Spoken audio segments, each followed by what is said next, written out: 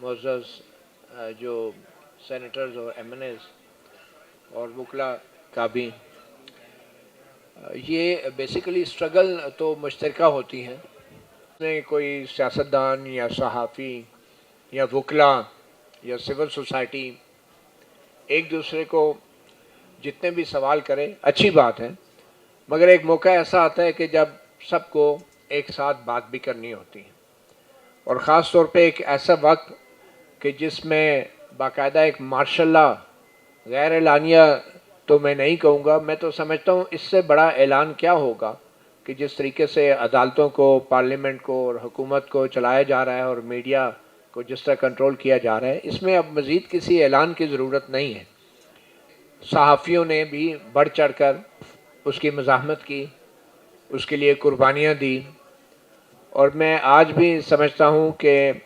Media اس کا ایک طبقہ جو ہے وہ نشانے پہ ہے اور دوسرا طبقہ کھانے پہ ہے. اور جو طبقہ نشانے پہ ہے، کھانے والا طبقہ اس کو مختلف ناموں سے پکار رہا ہے. جنرل ضیاء الحق کے دور میں بھی یہ ہوا، کیونکہ افضل بٹ صاحب بھی بڑے پرانے صحافی ہیں اور صحافیوں کے لیڈر ہیں،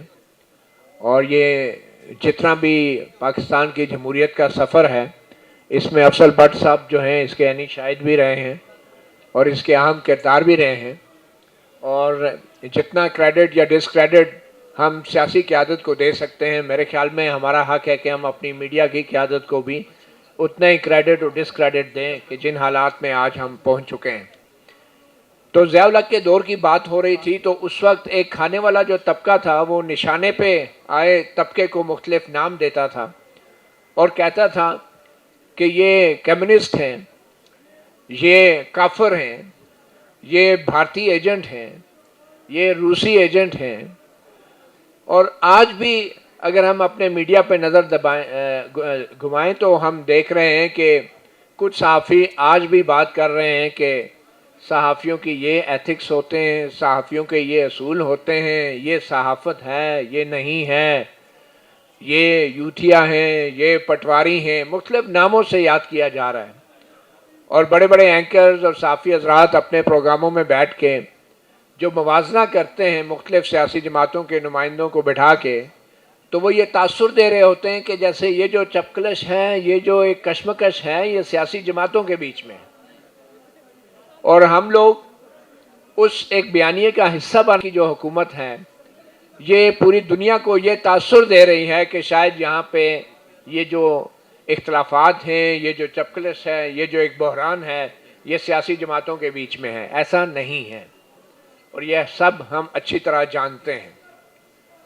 اور بلکہ یہ وہ سیاسی جماعتیں بھی جانتی ہیں جو اس وقت حکومت میں ہیں.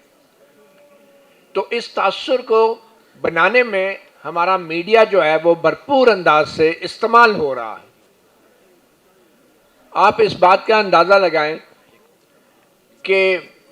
کاروبار معمول کے مطابق چل رہا ہے، گلشن کا کاروبار چل رہا ہے، اور اس کے سب سے بڑا ثبوت یہ ہے کہ اس ماشاء اللہ جیسے ماحول کے اندر بھی ہماری صحافتی تنظیمیں، ہماری صحافتی قیادت وہ یہ تاثر دے رہی ہے کہ میڈیا کے اوپر پابندیاں تو ضرور ہیں، بحران بھی ضرور ہے، مگر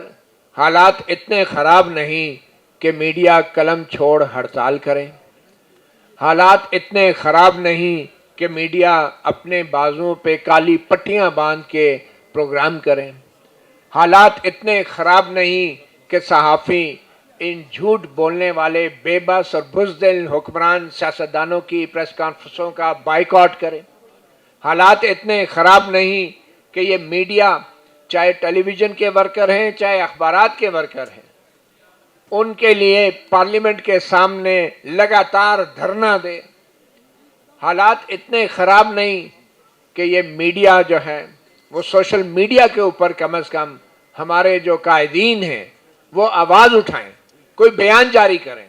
حالات اتنے خراب نہیں کہ ہمارے صحافتی قائدین اور تنظیمیں جو ہیں وہ ابھی بھی بیرون ملک دوروں سے انکار کریں. حالات اتنے خراب نہیں ہیں کہ جو بڑی صحافتی تنظیمیں ہیں بشمول PFU ہمارے پریس کلبز جو ہیں وہ اعلان کریں کہ یہ جو حکومتی سیاستدان ہیں، وزرائے ہیں، اطلاعات ہیں، ان لوگوں کی پریس کلب میں داخلہ بند کرنا چاہیے۔ حالات اتنے خراب نہیں، ابھی بھی یہ تاثر دیا جا رہا ہے کہ حالات اتنے خراب نہیں ہیں کہ ہم لوگ حکومت سے پریس کلب کے لیے یا اپنی یونینز کے لیے فنڈ مانگنے نہ جائیں اور فنڈ مانگے نہ اور وصول نہ کریں۔ تو میرا یہ خیال ہے کہ میں تو بطور صحافی اپنے گریبان میں جھانکنے کی کوشش کروں گا، اپنی کمیونٹی کے اوپر بات کروں گا۔ ہم کیا سیاستدانوں کو لیکچر دے رہے ہیں کہ پہلے بھی سیاستدانوں نے دھوکہ کیا، پہلے بھی خواب دکھائے گئے، پہلے بھی بڑے وعدے کیے گئے، کبھی ایک آ جاتی ہے، کبھی دوسری پارٹی آ جاتی ہے۔ ہمیں پارٹیوں سے کیا لینا دینا؟ کیا ہماری ڈگریاں جعلی ہیں؟ ہم نے کوئی ساری عمر جھک ماری ہے کالجز اور یونیورسٹیوں میں کہ ہمارا اپنا کوئی نظریہ یا اپنی کوئی کاز ہی نہیں ہے؟ میرے جیسا بندہ بیٹھ کے ہم بیرسٹر گور کو بھی تنقید کر لیں گے، سلمان راجہ پہ بھی کر لیں گے، محمود اچکزئی سے بھی کر لیں گے کہ جی آپ نے تو یہ وعدے کیے تھے۔ ٹھیک ہے آپ نے وعدے کیے تھے، لیکن میرا اپنا کوئی نظریہ نہیں ہے کہ میں ان کے وعدوں کے پیچھے چلوں گا۔ ایک حکومت آئے گی تو اس سے بھی فنڈ پکڑیں گے، دوسری حکومت آئے گی تو اس سے بھی فنڈ پکڑیں گے۔ صحافیوں کے ساتھ کچھ بھی ہو جائے، دو چار نعرے مار لیے پارلیمنٹ کے سامنے، پریس گیلری سے واک آؤٹ کرا لیا، تصویریں بنا لی، پریس ریلیز جاری کر لی، ہم کیا کر رہے ہیں؟ اور آج بھی سوشل میڈیا کے اوپر اگر دیکھیں ہم تو ہماری تنظیمیں، ہمارے جو قائدین ہیں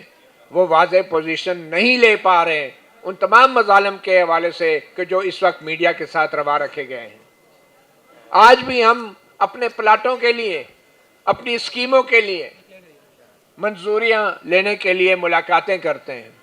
وزراء کو پریس کلبوں میں بلا کے ہم پھول کی پتیاں نچھاور کرتے ہیں اور بات ہم کرتے ہیں کہ پہلے یہ وعدہ کیا گیا تھا ووٹ کو عزت دینے کا،